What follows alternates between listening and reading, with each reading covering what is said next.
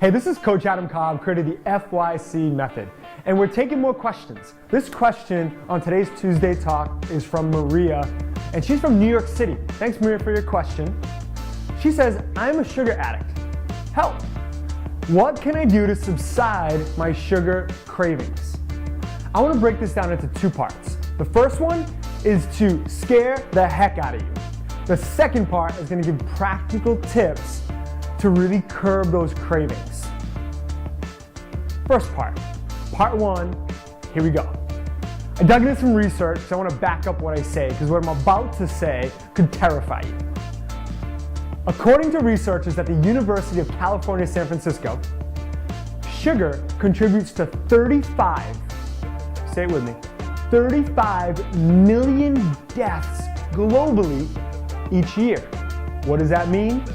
That pretty much means that sugar should be thought of as a toxic substance, just like alcohol and tobacco. If you're trying to lose weight, sugar's not for you. Why? Because sugar equals fat. If you have neurological challenges, neurological brain challenges in your family, a history of that, stay away from sugar. Why? Because sugar equals dementia. How about diabetes? A history of that in your family. Sugar equals diabetes as well. Along with metabolic syndrome, hyper and hypoglycemia, heart disease, and in my opinion, the worst yet, sugar equals cancer. Researchers at the Huntsman Cancer Institute in Utah announced that sugar feeds tumors. Takeaway: the most logical, safe, effective, necessary, and possibly keyword, inexpensive way to treat cancer is to cut off the supply of food to tumors and cancer cells, starving them of glucose. When I say sugar though, I mean added sugar. That means natural sugar is okay versus artificial that is not. But even when I'm speaking about natural sugars, you want to make sure that you have 9 grams or less per serving for each meal. Now let me give you an example of what that means. For example, Skittles, a bag of Skittles, that's 47 grams of sugar. That's equal to 12 teaspoons.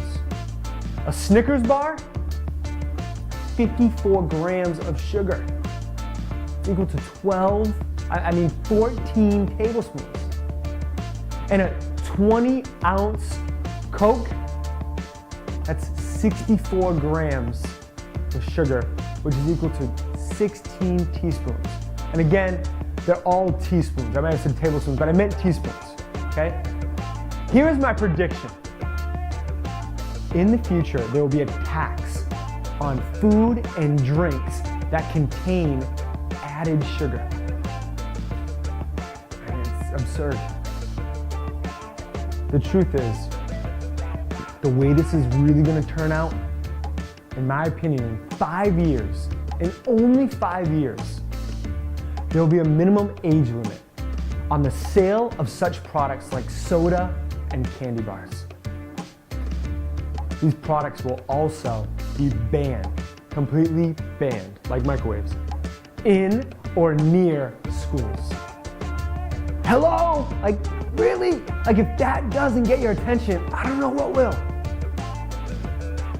We realize, and I realize, that there are people out there that crave sugars and salts, and I'm one of them sometimes. I typically crave more salts than sugars, but for the people that do crave sugars, I understand that's a real challenge. You do. Knowing that eating the extremes of either one is not healthy, it's not a good balance for us. Let me throw out the challenge of the week.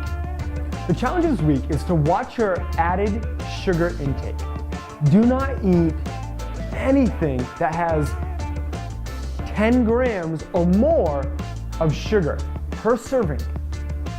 Next week, I'm going to provide you with how to curb those sugar cravings.